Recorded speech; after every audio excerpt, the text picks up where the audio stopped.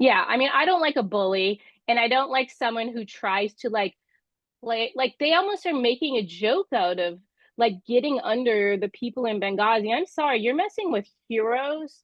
You're messing with people who hunted down their own attackers. You're messing with people trying to prevent attacks on the US homeland. Like, get over yourselves. Battle Line Podcast. All right, guys, you've seen her on the Sean Ryan show. I feel like I'm one of those hosts introducing a comedian to the stage, Sarah Adams. But for those you don't know, Sarah was on our show long before the Sean Ryan stuff. I think we were like the first interview that she ever did when putting out Benghazi, Know Thy Enemy, and it's always great having Sarah on.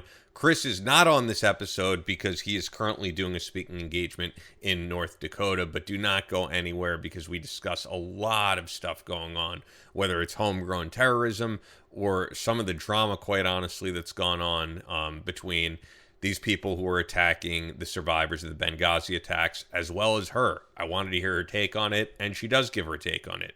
We get into the TikTok ban and then reinstatement. So you do not want to go anywhere. I do want to say thank you to all of you who donated to Harold's recovery. As you saw, Harold is back in action. Last week, he produced that episode, edited that episode for us, and he's editing this. And yeah, he's back on board. We always love working with him. As good as it is to have Rob when he could sub in, Harold is really our guy. So we're glad to see that he's recovering. Before we get into everything, I do want to talk about Ned. And I feel like every time I talk about Ned supplements, I end up talking about a different one. Because quite honestly, I love all of the supplements that you're going to find on the website. So the one that I've been using the most recently has been the Daily Balm.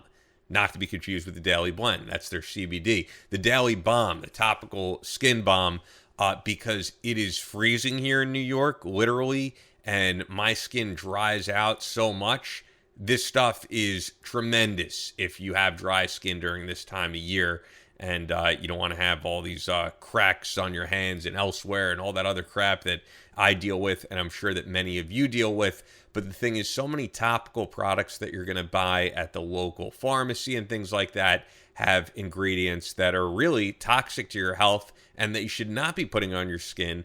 I know with Ned, I'm getting great natural ingredients, whether it's their CBD or whether it's just their Daily Balm or their Relief Balm, which has the menthol, and that's great as well if you're dealing with any aches and pains.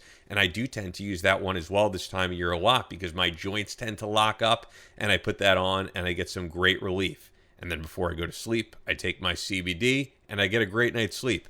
All of that is available through Ned, and you're going to get a great deal through us as a first-time customer when you use our promo code. So go to helloned.com/battleline, or just to enter the code BATTLELINE at checkout, one word, just like the show is, HELLONED.com/BattleLine. I really appreciate you guys supporting our sponsors all these years, and Ned being on board as a sponsor all these years. HelloNed.com/BattleLine.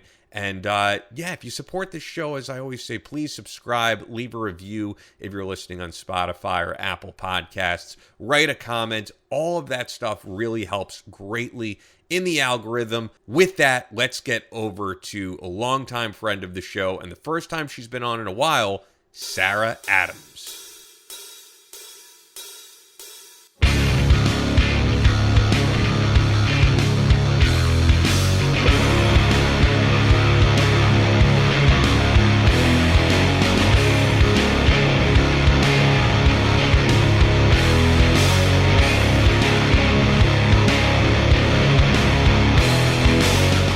From Kansas City to New York City, from planet Earth to extraterrestrial life in space, a podcast with no equal, engaged in unconventional warfare through your speakers and headphones.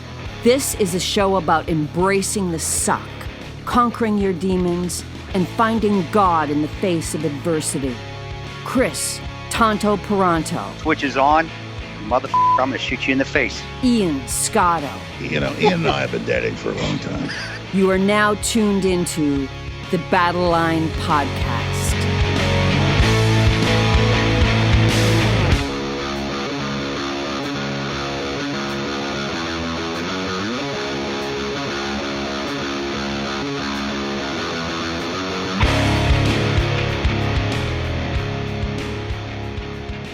The Switch is on Battle Line podcast.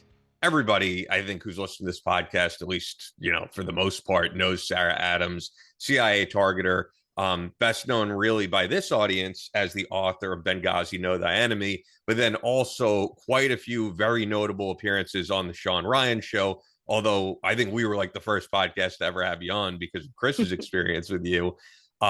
And actually, I was going to say, I think the audience will probably assume with all this like drama going on, that's why I asked to have you on, which it's not. For one, it's just been a little bit, but it was more so the New Year's Eve stuff. So I mean, there's plenty to get into it. Always good having you on. Thanks. Good to be here. Yes, I guess we'll start with that because before this audience, if they listen to last week, they know about this whole members of Delta Force and podcast that Chris would rather me not name going after you guys. And I'm sure we could talk a little bit about that. But there was a clip of you on the Sean Ryan show that went really viral following the New Year's Eve attack. And I'm not going to say you predicted this exact scenario, but you've been warning about more homegrown terrorist acts to come and that type of thing. And you've been sounding the alarm for quite a while. Yeah, I mean, it's really exactly how Al Qaeda planned 2025, right? They were made in a deal with ISIS, and ISIS was going to carry out lone wolf attacks, and it was going to basically stretch our law enforcement thin. So they focused on lone wolves, and then they would not focus on the big planned attack Al Qaeda has coming. And that's kind of like the 9/11 2.0 attack. So, New Orleans was really consistent, at least with what Al Qaeda planned and said they were going to do for this year. So I think that's why then, the clip went viral. But we've been saying this, they've been planning this for well over a year, planning it long before the election cycle, right? It's just now all the attackers are here, and now we are going to have to deal with a lot of problems this year because of it. So here's the thing I'm wondering, though. A lot of people agreed with you, of course, but then there's also going to be people who dismiss you and they say, well, this guy was an American. He was homegrown. I just want to hear kind of your response to that. Yeah, well, remember, though, there's some answers we don't have. He went to Egypt, the summer before the attacks, and nobody has really told us what he did in Egypt. He was there 3 weeks. If most people know, a lot of terrorists fly into Egypt, they cross over and they do their training in Libya. There's Al Qaeda and ISIS training. So until we really know what he was doing, to call him homegrown, I'm not entirely sure. It is a lone wolf, honestly. So we're going to have to wait and see. Even just some of the bomb making training, that sometimes people do go attend camps for that, and the government just never collects it. So I don't want to say, oh, yeah, he just got radicalized on the internet and attacked without knowing that. But regardless, this is a plan for this year, even if he wasn't one of them. And we have to keep in mind, we will see more like that. Yeah. And so the other stuff that I'm wondering is what you see coming on the horizon from here. And also I want to get into, look, Trump has taken office since then. A lot of people want many different things done, of course, and he's signed quite a number of executive orders since just a couple of days of taking office. We had Jason Piccolo on the show just a couple of days ago, who was a whistleblower, former Border Patrol, and he talked about the fact that there's all this human smuggling going on at the border, sex trafficking, kids getting handed off to unvetted sponsors, and something definitely needs to be done about that. But there's so many problems that need to be fixed. Do you think that this is like top of Trump's radar? Something that, is there any action being taken is what I should ask. Yeah, I mean, what I worry, like you said, there's so much to fix, and it really is hard to prioritize it. And, all these threats are a threat to somebody, right? If you have cartel members in your community, I mean, there's communities now that close down at 10 p.m., right? If you're worried about young girls in your community being raped, right? That's a near-term problem, right? So sometimes it is hard to put terrorism towards the top when people are being directly impacted by these other things. And I'm not saying you do it, but we do have to find a way to kind of deal with all the threats. And because we let them all get so bad over the last 4 years, that's why we're stuck in this situation, right? We don't even have the resources to deal with all the threats now we have to face this year. And people are going to have to understand that, right? Like, bad stuff is still going to happen, even with Trump, in the White House, because they have to catch up. Because remember, it's not just that we have terrorism threats, we have not been collecting on these terrorism threats, right? It's just not that we let cartel members into this country. We didn't track and locate which ones were let into this country, right? So we let in thousands upon thousands of young male Chinese, right? We don't know where they are and what they're doing, right? So these 14 million that came into the country, we don't even have enough government employees to vet them, track them down, to determine what they were really coming here to do besides, what we're always told, economic advantages. But that's not true, right? You're paying $10,000 for a smuggler to take you over the border. Come on. So yeah, we got a big mountain ahead of us, unfortunately, with all these threats. And from what you've seen from your perspective as someone who's been inside, the people that are being appointed to handle these issues, what do you think? Are there people that you co-sign that you're like this person should be in this position? Are there people being appointed that you think are not the right people for the job? I figure you would know better than me, truthfully, or better than most of this audience because you've been there and you've done that. You've worked in government. I mean, to be blunt, right? Political appointments not ever or always the best person for the job. I mean, I'm not trying to say it to be rude. You get appointed because you are aligned to a political party. You have done certain things, right, within the party and to appease the party. So you're never, in my opinion, gonna have the best person as a political appointee. I know that sounds really bad, right? I'd rather have the person who's been grinding for 30 years, right? Like a Tom Homan is actually, good to see, right? Like, I think that's the type we want to see, and that's the type we feel, okay, he's going to deliver because he has always delivered, right? And so that's kind of the way I look at it. I don't like to put anyone down. I think anybody can kind of go in and be successful if they are passionate about it, passionate about protecting our country, for example. And so, we have to let them all have their opportunity to show us, right? Yeah, for sure. And I think one of the issues too, truthfully, with Trump appointments, and I'm always going to be honest. I'm critical of the guy. I'm critical of anyone who's president, or anyone in that position of power, just in general. It is concerning when you just truthfully see a bunch of Fox News hosts. It's like, are they really the most qualified? And I'm not one of those people in the media where it's like Pete Hegseth. They go, "Oh, what has he ever done in the military? He's just a guy who hosts the show on Fox." I'm aware of what he's done, but at the same time, yeah, I do kind of worry that it's this pattern of just like, oh, this guy's on TV a lot. Let's give him a position. Yeah, and I mean that is the hard part, right? Because it is easier if you have someone with a long track record, of doing those things. So yeah, we do have some appointments that we're gonna have to see, right? Like how he leads the DoD, how Tulsi, works within the intelligence community, because we don't have answers to these things, right? Because they hadn't really done those prior. So the good part is in any of these organizations, it's not a one man show, right? Of Like the course, yeah. Secretary of Defense, like, right, like he has a huge team around them. And so those things matter, who they appoint and who they, have as advisors and stuff. And I really think like, the time is probably being put into getting the right people in those positions because of the difficulty we've had the last 4 years. I think we are in a climate where the majority of people just want to see improvements and a change, and I think we will get there.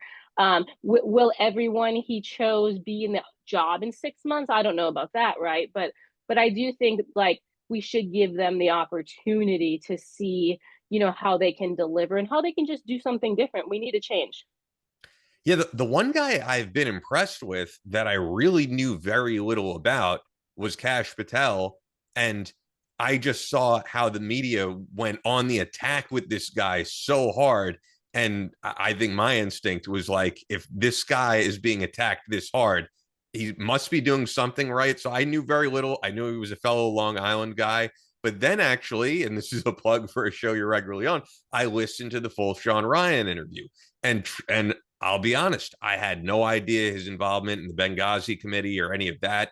I could tell that this issue that you're passionate about, going after the attackers of Benghazi, that he's totally on board with, just based on the fact of how much he spoke about it with Sean. And he seems like a solid appointment. Everything that the media is saying too, it's just so ridiculous. You turn on MSNBC and they keep saying Trump loyalist Kash Patel, and it's like, when does someone get appointed who's not loyal to who the president is? Like they're these words and these slogans that have absolutely no meaning. Yeah, I mean, again, any appointment is going to have some sort of connection. And, I don't personally know Kash Patel, but, he worked under Devin Nunes, and Devin Nunes did a really good job, running HIPC, right? The oversight of our intelligence community. Like he's really someone we need back in there because we actually do have a lot of problems in it. But, he was very ethical. He handled Benghazi. Issues, in a very respectful manner. I mean, you could talk to most of the guys. They had some sort of outreach from Nunes. He actually even turned down being the head of the CIA in Trump's last term. So he's coming out, at least on the Hill side, he's coming out under someone that, had a lot of integrity. And then I have talked to people who worked with him when he was kind of a lawyer and like kind of like the JSOC type of things. And I only heard good things too. And you know how that can be. The lawyer making your operations work, right? They can be really great or they cannot be. And it sounds like he was an enabler, which matters. He gets to yes, right? And the mission matters. So I think those are all things we do want in a leader, especially as the head of FBI. And I'm wondering because the last time we had you on, I think it's been over a year. I don't remember exactly. Um, is there any progress with what you're doing in terms of that book, Benghazi, Know Thy Enemy? Because for those who don't know, I know a lot of this audience does know. I mean, you name who's responsible, who we need to be going after, where they're located. I'm sure they're not all necessarily located in the same place anymore because it's been a few years since the book was written. But yeah, has there been any progress? And do you think there'll be any progress under this administration? I know Chris said something about I think it would be Roan and Bub finally being awarded things that they should be awarded. So yeah, is this, we're talking about things that are going to be a priority. Is this going to be a priority? Because I think some people look at Benghazi as something that, oh, it happened over 10 years ago. It's come and gone. What more is there to be done? And there's a hell of a lot more to be done. Yeah, let's just talk on three issues. We'll first do the congressional medals. Yeah, so Ronan Bub's medals were approved in 2022. They're actually just waiting to be minted by the US Mint, right? So hopefully the next, the head of the Treasury Department comes in and prioritizes that. We're hoping like we get their ceremony in the next 6 months, right? Like we're done waiting years. Now, when you move into about a year ago, it was November of 2023 that we released the list of the mortar team, right? That were the ones responsible for Ronan Bub's death. A lot of people don't know behind the curtain that we all got back together when that happened. So the whole GRS team, me, the communications officer at CIA, one of the case officers, another one who, doesn't want to publicly be spoken about because he's still in the agency. And we actually got together as a group and talked about it because 5 of the members of the mortar team, were family of FBI's witness against the fake mastermind. So they paid a Libyan millions and millions of dollars. They moved him to America. They used him in a court case, which framed a Libyan as a mastermind of our attack, and he wasn't. So he lives here. 5 of his family members were on the mortar team, and at least 2 additional family members were attackers at the consulate, and he gets to live in America. So all Wow. of us from Benghazi got together and had a whole discussion, as you can imagine, the security he poses to our families, the lack of justice this is, the fact that they misuse the rewards for justice money that should be used, to find our attackers. And we put together that team letter that you saw. So we wrote the letter up, we all signed it. We sent it to the Department of Justice, basically their Inspector General division. We never got a response. So it has, I think, 9 members of the CIA Annex team, and they didn't even give us the decency of a response. So then now the last piece, a third thing that's very important is, so Al-Qaeda's planning a homeland attack and the Libyans are involved. So we don't know if any of our actual attackers are coming to the US to be involved, but we know some of our attackers are involved in sending the attackers here. So this is a problem, right? Because we didn't go after them, we didn't get to detain them. They're now coming to kill Americans on US soil. So it wasn't just 10 years ago. this is now going to happen and there's going to be dead Americans and they're going to be Libyans responsible for it. And people need to hear that and understand that this is the failure of our law enforcement and intelligence community to be honest about Benghazi and to deal with them as Al Qaeda and to tell the public this was Al Qaeda. So I know for the last administration, there's political reasons they don't want to go after these people or discuss Benghazi. And I know you've even said that when certain people were detained, Benghazi isn't even mentioned in headlines and that type of thing. We all know Biden was a part of the Obama administration when this happened. I mean, for the current administration, politically, it actually would look good to go after members of the attacks on Benghazi. So, I mean, beyond just the moral implications, like there's political reasons to actually do this that would look good for Trump and the current administration. It would look good for justice for Benghazi. But remember, the US government's relationship is with the government in Tripoli, and that's the government aligned with Al Qaeda. So right now, our government relationship is with Al Qaeda.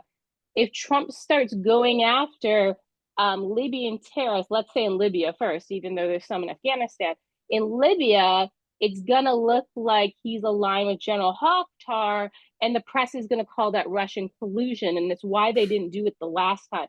So we're in this difficult situation where the US is aligned with the Al Qaeda government right now in Libya. So first you got to break that, which is complicated, and people aren't being honest about that. Then the only government left is General Haftar, who the US did a bunch of backhanded sanctions and deals, so he couldn't work with any US company. Remember, they even tried charging Eric Prince for having a conversation with him about helicopters, right? So General Haftar was forced to use the Russians, and then now we use that against him. And it's like you gave him no option. So it's a very complicated matter if you say Libya.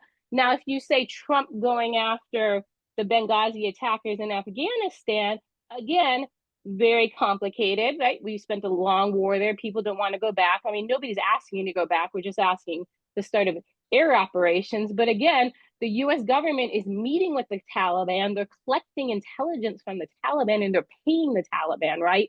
So these both Libya and Afghanistan are incredibly complicated because we are actually allied with and funding the terrorists in both countries. And now we're doing the same in Syria. So these have to be major policy shifts. And that's very difficult for any administration, especially this one, who has to fix 30 other things, right? Is their For goal sure. really going to Yeah. be to change foreign policy in three countries when they don't even want to be really involved in some of these global conflicts? It's going to be very, very difficult to get this handled correctly.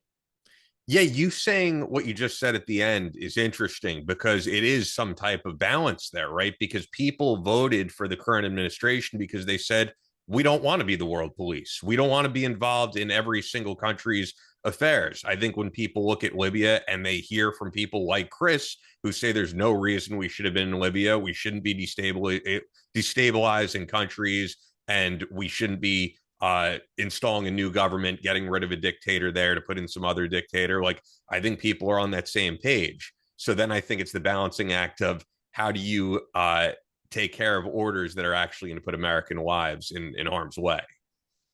And remember, we're funding, these people, right? So we're funding the terrorists who are also planning to attack us. So we're causing our own problem as well. So it's this frustrating situation. And really, people need to be honest. Like, we have a problem in the State Department, right? And I haven't really seen any kind of discussion how there's going to be an overhaul of the actual State Department. So we're not actually funding our own enemies. They just throw money at a problem and there's no solution. They don't pay any attention to where the money goes. And, it's being used against us, right? This isn't some policy to support America. So, yeah, there really needs to be just huge overhauls. And as you can imagine, you start overhauling TSA, Border Patrol, FBI, State Department, CIA, etc. Like, that is a huge undertaking. And even that turmoil alone, we miss threats, we miss gaps. People are focusing on the administrative side of things instead of the mission. So it's going to be very difficult to handle all of this because there is going to be so much change. Hey, you. Hope you're enjoying this interview with Sarah Adams, but I'm interrupting it right now because if you're in the market for ammo and you have not checked out Fort Scott Munitions, I don't know what the hell you're waiting for. This is the best ammo on the planet. They have these badass tins on the website, which they're always doing new ones that you could check out.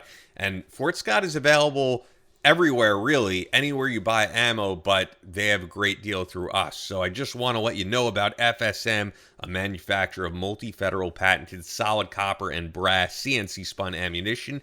It's designed to tumble upon impact. TUI, their trademark in soft tissue, leaving devastating wound channels for faster bleed out and quicker incapacitation. This ammo was originally developed to innovate and improve on the standard of military-grade ammunition design.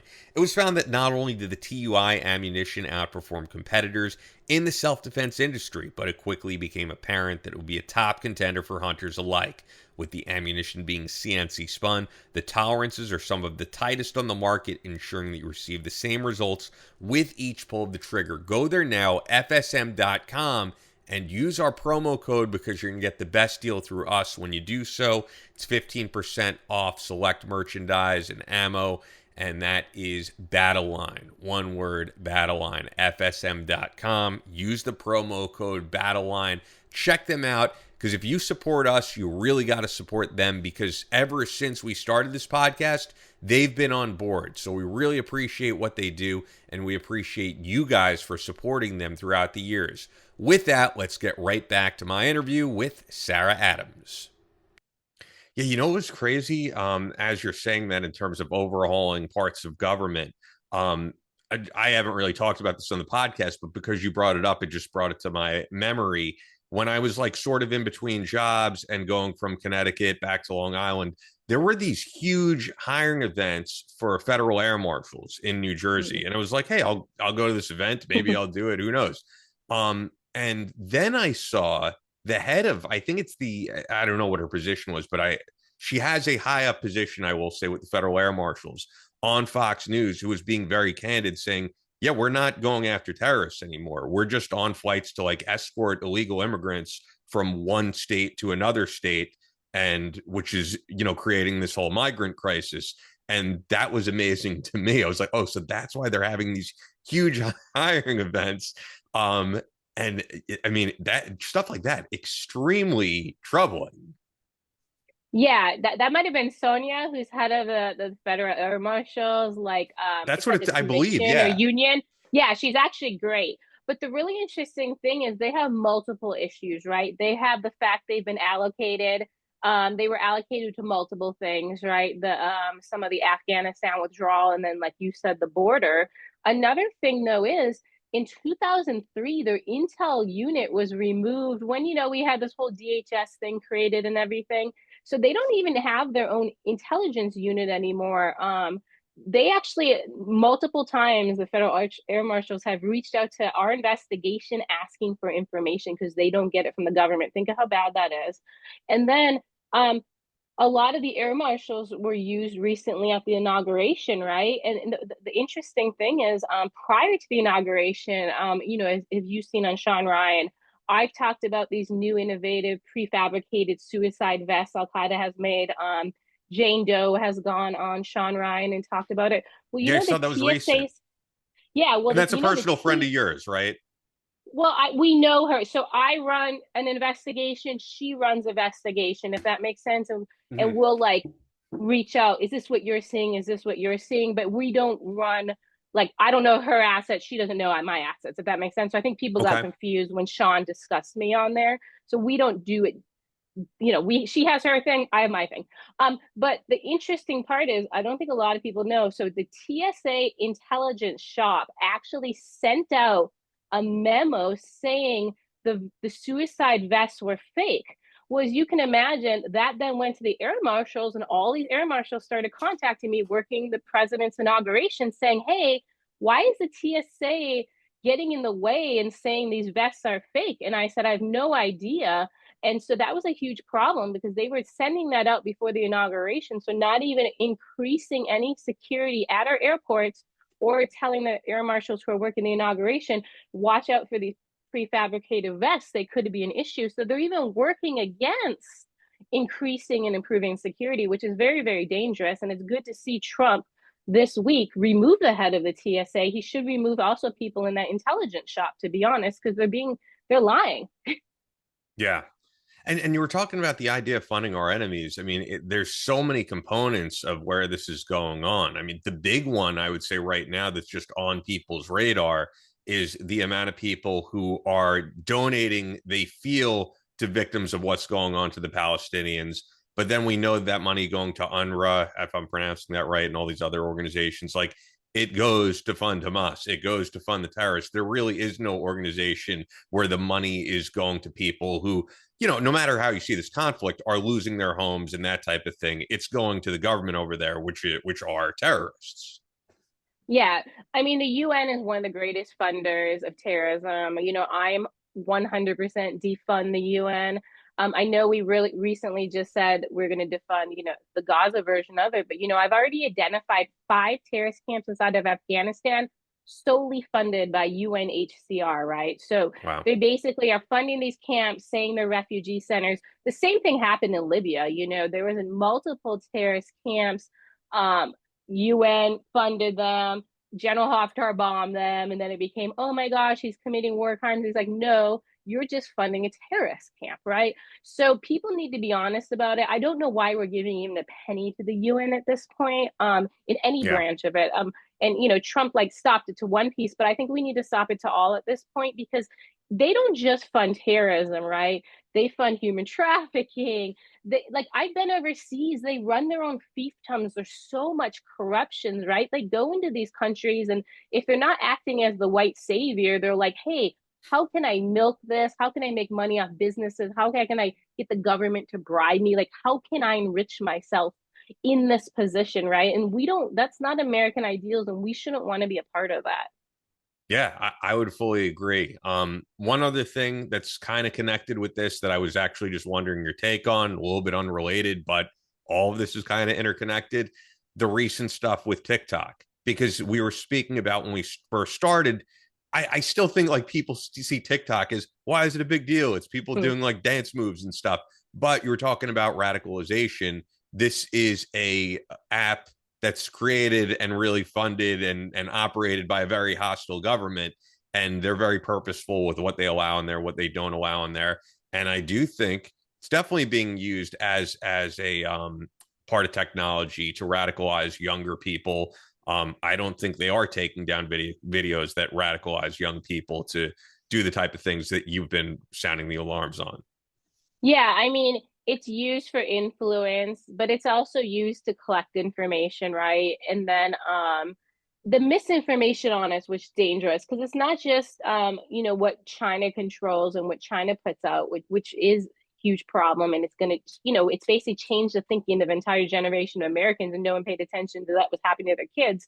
But even this movement around support for Hamas, right? Most of that has occurred on TikTok, right? Yeah. So a It's lot of so much people, disinformation on TikTok. it is. It's an Yeah. insane amount of disinformation. Even after the New Orleans bombing, I became viral on TikTok, and my sister told me about it, and so I started seeing some of these comments, and even seeing the comments, I'm like, oh my gosh, the people on here are really uneducated. They haven't seen something like this before. Why have they not seen this? Why haven't their parents were my generation, they were the generation 9/11. Why have they not explained anything to their children, right? Because they're learning this information on there.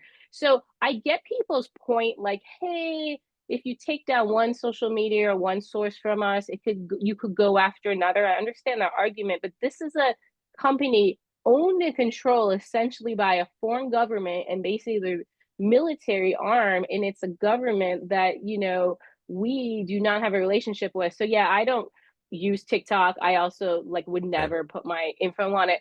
But I do think focusing on it, but not focusing on, China owning power companies in the US, China owning parts of the ports here, I find very foolish, right? They want us to focus on this small problem when actually the ownership of businesses and the control in China, even just on simple things like our local business communities, right? Why is no one tackling how they're taking over portions of industries in the US. Because, if we have to go to war, they can shut down our power lines, they can shut down our port, right? Like, they could stop us from even deploying. And I just don't think TikTok's the only problem, right? But they keep making us focus on this. And I think But it's it's because even they don't want to connected do with their that. job. I'm sorry, it's even connected with that though, because I feel like if you put out a video on TikTok saying what you just said, it will be taken down. Probably, yes. Yeah. Because they censor their own things, right? And they have control over that app in a way. It would be difficult in the US, or if it did happen in the US, as you saw, it would be politically motivated and supported by the government. But it's the same type of thing. So yeah, like, can't really talk against China on that app. I mean, people think it's free speech. The TikTok is not free speech. It's directed speech towards you. And really, a lot of the speech is to make you so you're not knowledgeable. Yeah, I just see this is actually one of the things that does frustrate me about Trump when he speaks about TikTok is just like these statements where I could tell he's not informing himself on what's going on. And when I hear someone like Josh Hawley speak about TikTok, I'm like, okay, I'm on the same page with this guy. I just saw Trump a few days ago, how he talked about he brought back TikTok. I did well among the young people, and the young people love me on there, and I've come around to it. And it's like, that's not what we're focused on. That's not the problem. It's honestly this. It's a very different issue. But it's the same thing as when I saw Trump speak at the Bitcoin conference in Nashville, and he said, "Have fun with your Bitcoin and your crypto and all the other things you're playing with." And it's like, no, we actually see this as a really important issue. This could be the future of money. This could be the future of digital currency, and it doesn't sound like you're taking it very seriously. Those are the things that actually do frustrate me about the guy. Yeah, and I do think a lot of the party too is like, hey, why did you do this full reversal Yeah, on yeah. TikTok?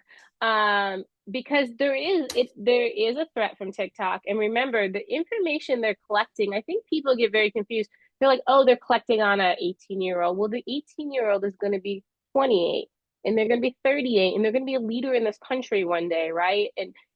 So I think people need to understand China's in this for the long game. They want to influence people for the long game. And if we can kind of nip that along the way, and stop their influence, that only benefits us. It's unfortunately that same thing as people not learning from why we should have opposed things like the Patriot Act, because people say, "Oh, I don't have anything to hide. Why is that a problem?" Now going through TSA. This is actually the first when I went from Los Angeles to New York, New Year's. It was the first time I went through TSA where they're taking photos of you, and I know you could opt out, which I did. Who knows? They're still probably taking it, but like the fact that you and I going through an airport take off your shoes because of one guy who attempted a terrorist attack many years ago that was failed.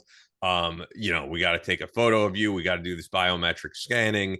And then it's like for everyone else, don't even worry about it. Fake passports, as you've spoken about, fake, driver's licenses for people who are here illegally or who overstayed their work visa, all different types of crap. But it's like, yeah, for the average American, we have to go through all this stuff in the name of safety. It just doesn't make a lot of sense.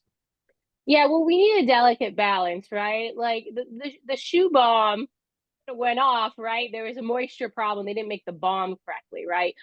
So the problem is we need to have that layer, but then, like you said, we can't have the contradictory things. We can't have illegals on airplanes you don't know their name. We can't have people in California that there's no first name and last name on their driver's license. They're getting on an airplane, right? We can't have people with fake passports and they have a Afghan passport and they're Egyptian on our planes, right? So all those things factor in, but if you don't do the physical security part of it, you're gonna have planes fall out of the sky. So I don't like, now I don't think they have to scan your face, but I do think when you go into an airport, you should be in the full body scanner. I think it's the best way to keep Americans safe. And I feel people think that's against their rights or privileges. But I worked in the airline industry, right? An airline can actually kick you off for like a lot of different reasons, right? It is a business. And I don't think we want to say, oh, we shouldn't do this security because of one bad guy, because that security is stopping the next bad guy who's going to take down that plane. And like, how are you going to feel when a plane of 380 people fall out of the sky? because you didn't want to take off your shoes. And so I think we got a little too far away from national security and our piece in that security to where now we're hardly doing things, right? And the tariffs are going to take advantage of that because we have pushed back on security measures in this country. But I mean, and you would know better than me. Has the TSA really stopped a significant amount of actions like this? Because you and I could both go back to pre 2001, where you basically just got on an airplane. There wasn't really much more. Uh, and I mean, has it really been that effective? Us going through all these things? Well, remember, most of these plots, luckily, were thwarted by intelligence collection. We gave up our intelligence collection 4 years ago in Afghanistan, so we now don't have the intelligence collection. So now we have to fall back on the physical security piece. So now we do, unfortunately, have to rely on TSA to stop the bomb from getting on because we're not going to thwart the plot with the bomb. I think Americans are very disconnected from the fact that we were overseas thwarting these plots, and that's why planes didn't come out of the sky, right? The 2006 airliner plot was a great example. I think they were going to take down, 12 or 13? The British government actually found that plot and thwarted it, right? But those were going to be all airlines coming in the United States. So there's a real disconnect that people don't understand. Well, this hasn't happened. Well, it didn't happen because we were thwarting them and you didn't know all the airline plots we thwarted, or Al Qaeda just messed up the damn bomb and now they're not going to make that mistake. They're going to make the bomb in a laboratory so the attacker doesn't mess it up, right? And so, yeah, TSA needs to be better because Al Qaeda got better. Okay, well, yeah, that's understandable. Do you think that they're going to be more effective? Well, I mean, what do you think? I think we're going to have airline attacks this year if TSA doesn't improve security. I 100% feel that way. Yeah, and I mean, you have a good prediction rate. I obviously hope that's not the case, but we'll see where things go from here and how things get overhauled. Um, the other thing I wanted to ask you about, and I don't know if you want to get into it at all, and I completely understand if you don't want to get into it at all, but yeah, I mean, this past couple of weeks has been crazy with this other podcast basically calling you, Chris, Tig, Boone, Oz liars. And yeah, and you've seen some of the responses too on X that you and I have responded to with people saying, "Oh, well," I think some of them don't even have bad intentions, but this idea of like, "Oh, one day I hope the truth comes out on this issue," and it's like the truth is very much out on this issue. Right. You really have two major books that you could read, which is 13 Hours in Benghazi, Know the Enemy. There's also stuff like the book Brad Podoliska came out with. There's plenty out there. There's so many firsthand accounts of what happened. And it really is a shame that someone could just go on a podcast and say, well, I heard different. And I heard that the movie was pure fiction. And then people will say, oh, wow, they're hiding something. You know? Well, every movie's Hollywood's version of a book, right? So like I always say, Bub is three characters rolled into one. I mean, it's hard for me to watch because how I know people, they're not portrayed that way in the movie, but the movie is Hollywood's version of something. So yes, the 13 hours is what the guys experienced at the time on the ground, right? Like we say, Benghazi, Know the Enemy is like a decade-long investigation, identifying the terrorists and then getting everything straight what happened on the ground. That's why our book has the best timeline, because we don't just have the timelines, we have it from the CCTV of the annex, the CCTV of the consulate, and then, unlike all the other books, we include where we can the pieces of the terrorists in the timeline, right? So we have the full picture in there. But to be honest, these are just remember, we don't know what the Department of Defense officers have said. This is three podcasters starting drama.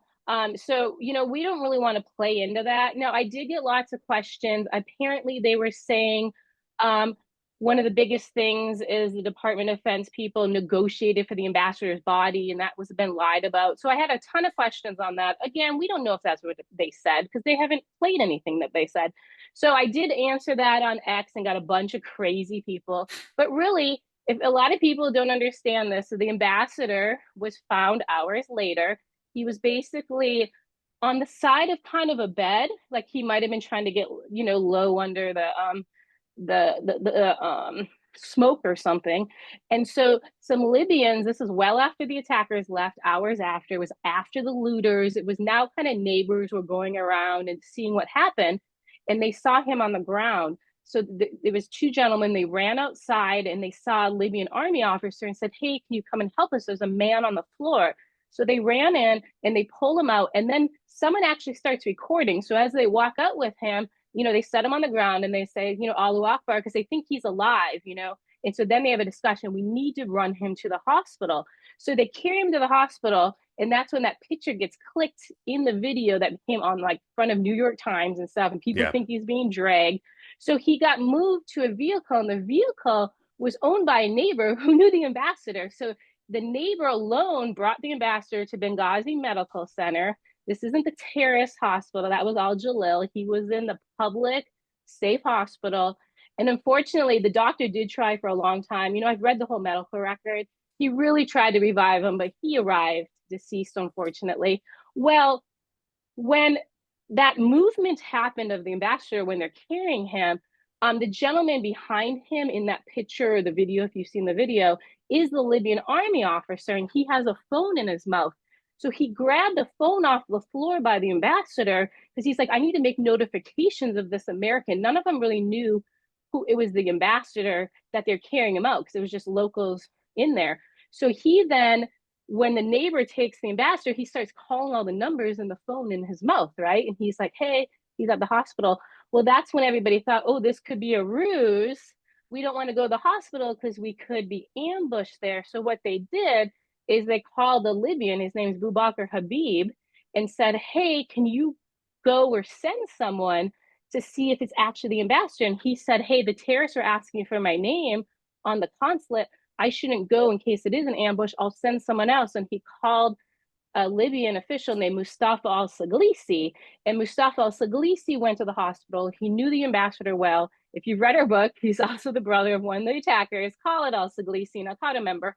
And so he confirmed the ambassador was there. And then it was Mustafa working with the Ministry of Interior, so the Libyan government, who then moved the body to the airport when we had planes now and humans at the airport to leave.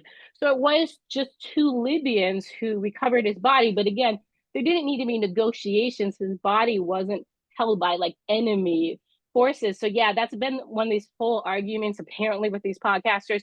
Boone had heard that they were going to throw Benghazi under the bus actually back in November. And they're just up in Orlando. And he actually had friends on the show. So he reached out, tried to contact, and then he got feedback from one of his friends. He said, oh, he laughed that you wanted to talk to him. And he was saying, oh, good, the Benghazi guys are getting all riled up. So this is just a game to them. Boone tried again in December. And then, as you know, they started releasing those teasers. Then they started. So I asked Boone, who are these people? And I blocked all of them.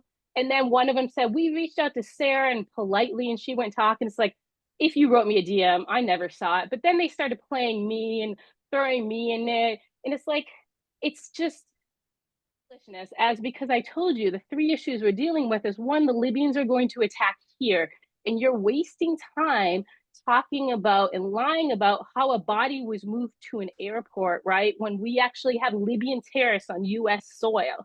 So I find it like ridiculous, to be honest.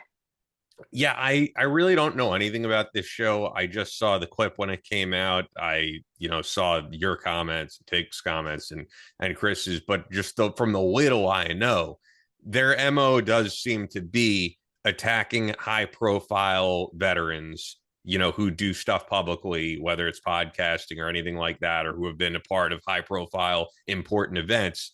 And I do think it's because like this space is so saturated that you need to find some way to stand out, but this is like a really negative way to make yourself stand out. Yeah, I mean, I don't like a bully, and I don't like someone who tries to like play, like they almost are making a joke out of like getting under the people in Benghazi. I'm sorry, you're messing with heroes. You're messing with people who hunted down their own attackers. You're messing with people trying to prevent attacks on the US homeland. Like, get over yourselves.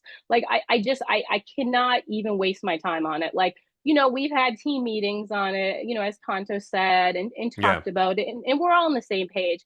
If they want to ramble on and a bunch of people want to like play games and try to bully us, like we'll just block you. Like, you're not worth the time, right? Like, we just are so beyond this kind of stuff. Like, we're not in high school. Do you think this member of Delta Force that they're referring to kind of as their source, do you think this guy's going to come out and do podcasts, write a book, that type of thing? Do you think that's his plan? Well, yeah, so he's retiring. And I have heard he doesn't like how he was portrayed in 13 Hours. He had previous issues with GRS, personal stuff prior to the attacks. So it's not surprising me this is going to come out and he wants his, I don't know, piece of the pie. They all think we got $1 million or something. It's like, if you saw Yeah. how much me and Boone paid to hunt down our own attackers, we're in debt. But anyway, if they want to think that, they can go be rich off Benghazi, let them. I mean, Tonto still is an insurance adjuster. But anyway, regardless of that stuff, He does like, do well public speaking, though. I I will know, say, like, yeah. yeah, but let him. Like, we don't care. I mean, I don't know, 13, 14, 15 books on Benghazi. Like, we don't care, but it's like, don't cause issues where there doesn't need to be any because you now want your piece of the pie, right? Like, there are bigger issues going on than your ego. Yeah, absolutely.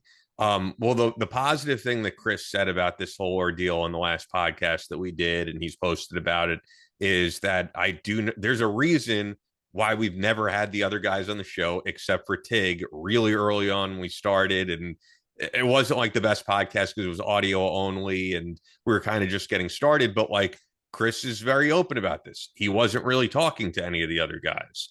I don't really know why. I know that it's personal stuff. I know it's nothing like major that happened, but there were certain reasons he didn't want to talk to those guys. And from what he said, he got back on the phone with all of them, and including you, and everybody is on the same page now. And Chris has said he'd gladly have those guys on any time Yeah, like I used to kind of be the connector. now. And You and what's his name, right? yeah, Jack. yeah.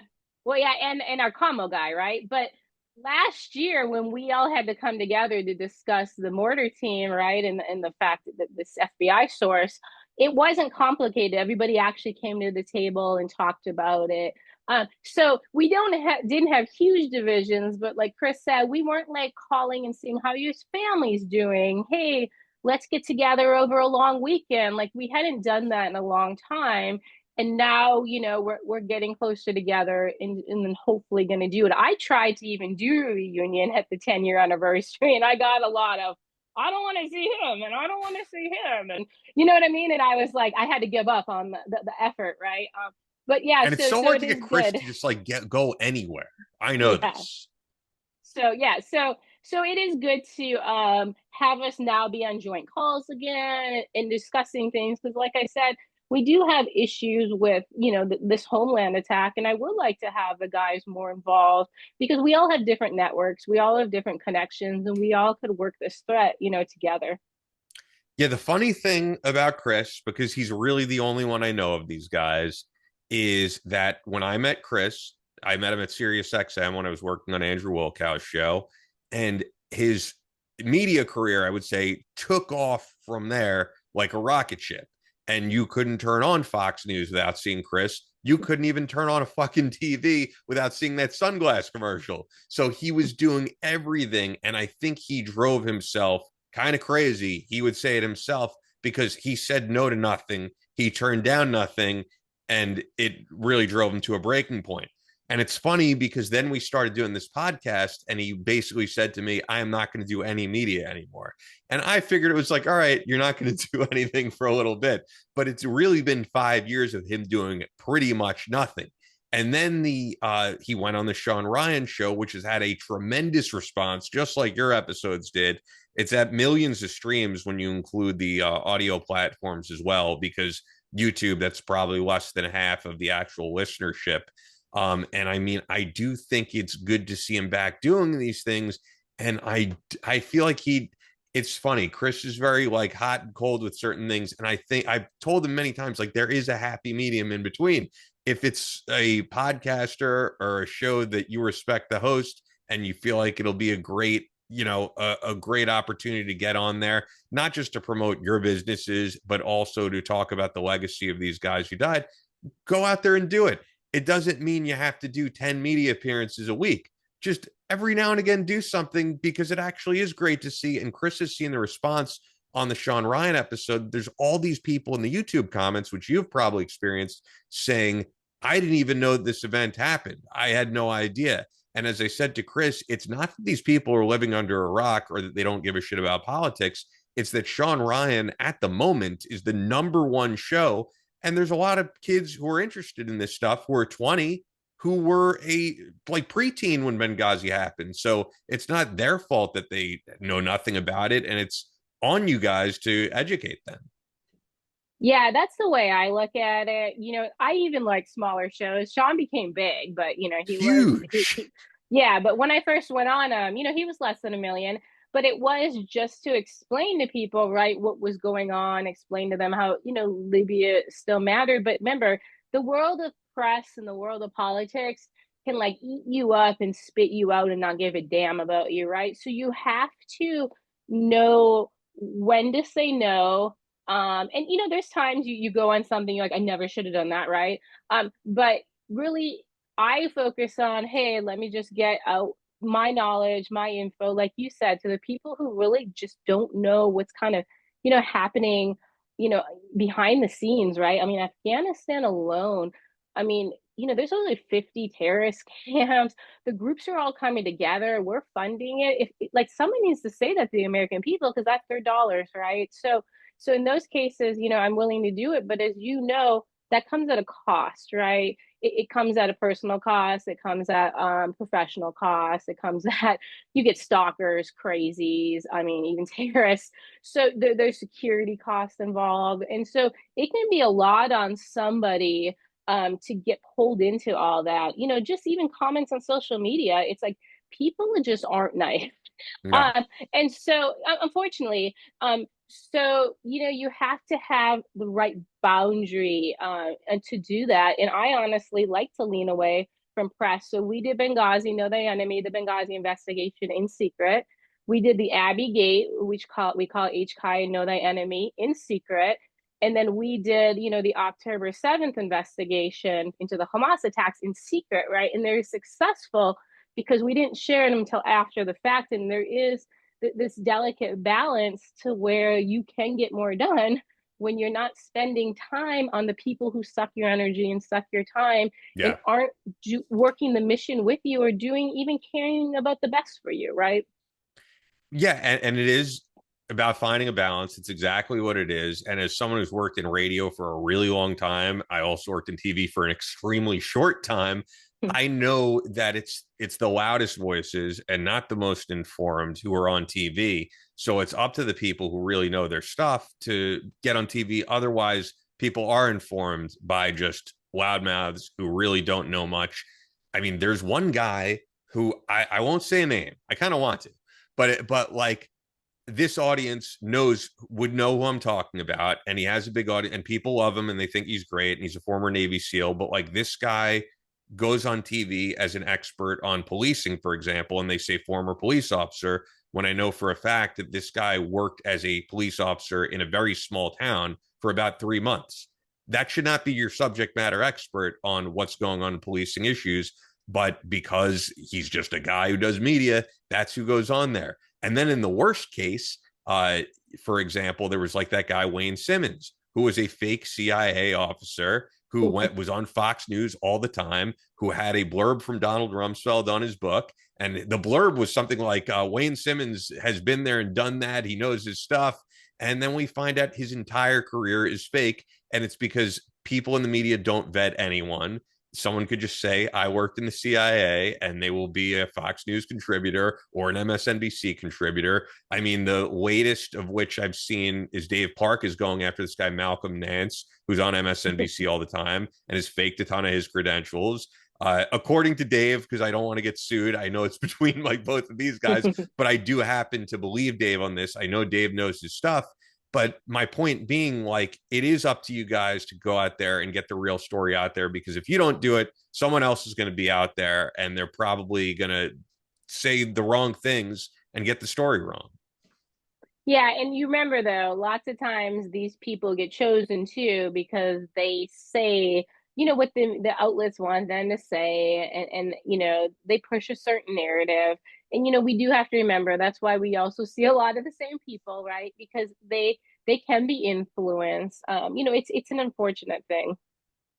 Yeah, and there are people who are just addicted to the spotlight and being on TV, and it's probably the people who shy away from it who would make the best voices to be out there in the public, but they're not the people who are like the, media whores or whatever. Yeah, and at least in my profession, I mean, talking about terrorists is dangerous, right? Yeah. So, I have a network around me that does really great work, but we obviously, I kind of have to take the brunt of the threats, right? So people need to keep that in mind too. They're always like, "Tell me your sources, or tell us everything that's going Yeah. on." It's like guys, like the people are gonna die. Um, so yeah, I feel like there's sometimes a disconnect too when everybody wants all the information at once, and you're like, some of these topics are very, very delicate. Getting the information is very, very difficult, and there's people risking their lives to get it right. Yeah. All right. So, do you think you're in the ear of anyone really prominent now who's going to be a part of this administration, who's going to take up these things that you've been concerned about? Because you should be. Yeah, I have, I've talked to some of the right people who are going to be in the intelligence community and within the Department of Defense and those type of things. Um, Again, I think it's going to be, I do worry that there's a lot that needs to be done. So I do worry the terrorists are ahead of us, unfortunately, at least in their homeland plotting. Um, I have a hard time saying anyone can fix all of our problems right now. And I do think people have to be a little tempered, right? Because Trump has a lot to do, right? Yeah. And it's going to take a long time. I was talking to a Border Patrol agent, and he said just to get out the bad actors we let into this country in the last 4 years is going to take 30.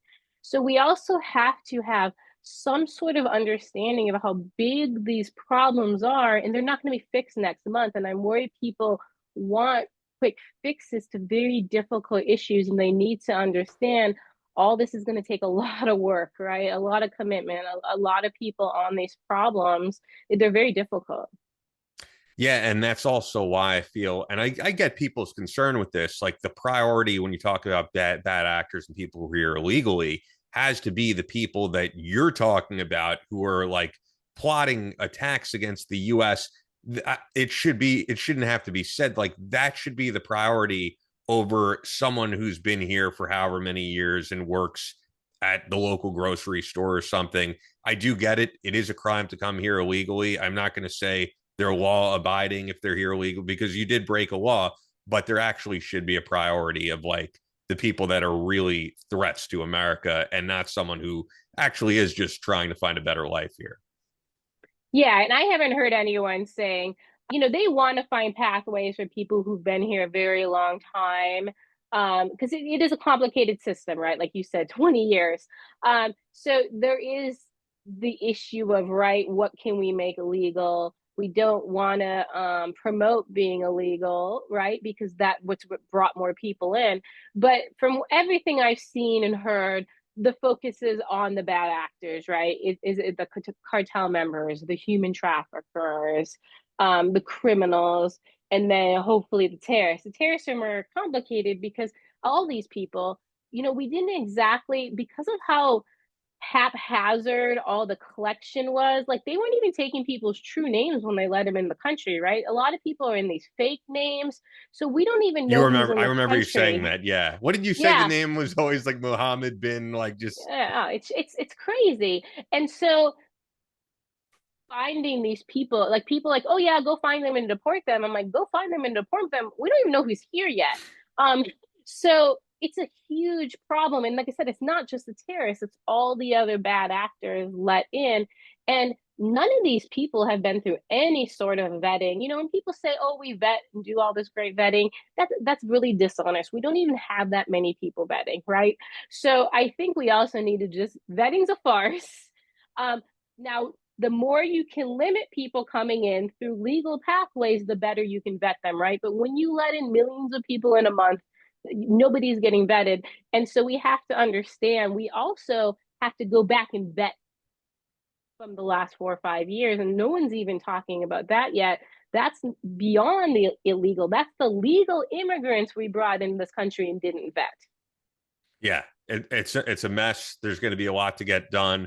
It's always an informative conversation having you on. I always love having you on here. I like that you're not too big for us now that you have interviews that have millions of views. I But wore my pajamas. Like, you're my yeah, buddy. yeah. And it's, and I also will say, unlike the Sean Ryan show, I'm not going to keep you here for like 5 hours. That was the one thing with Chris. I was like, I love you. I'm not going to watch 5 hours. But that's also the thing with Chris, because I watched the beginning.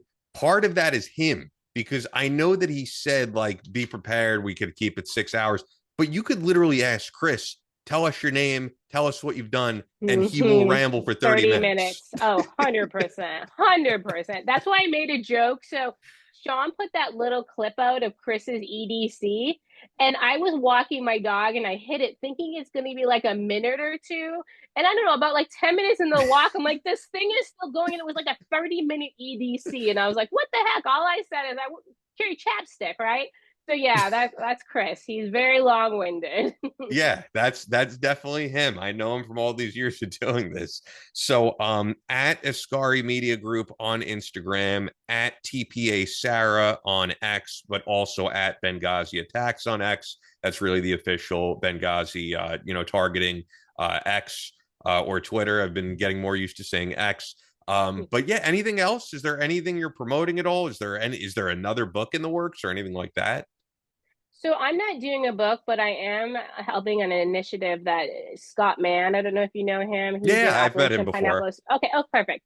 He's working on a project called The Gathering Storm, and it's basically talking about the mostly terrorism threat this year from Al Qaeda, and then how you prepare, right, as an individual, as a community, as a state level. If the federal government doesn't get ahead of this, and now it's up to you, right? Kind of his moniker is "No one's coming to save you," right? Was like, well, let's find out how to save ourselves. So that's going to maybe come out in the next month. It'll be simple. It's just going to be like an ebook, or you can just get it on Amazon. It's nothing fancy. But we've been getting a lot of questions from people, right? Like, okay, we've heard there's threats, but what do we do? And so we're hoping this helps answer that. So again, that's called The Gathering Storm. Awesome. Well, like I said, always great having you on. I'm sure our audience is informed on certain things they probably didn't know about. They have a lot to think about right now. And yeah, thanks for doing this as always. Thanks for having me. That's all for this episode of Battle Line Podcast. But we're always posting new content on social media. Follow us on Instagram at Battle Line Podcast and on Twitter at Battle Line Pod. That's an order. Be sure to subscribe so you don't miss any new episodes up every Tuesday. Leave us a review on Apple Podcasts or your podcast platform of choice. Believe in yourself. Face all challenges head on. And as always, never quit.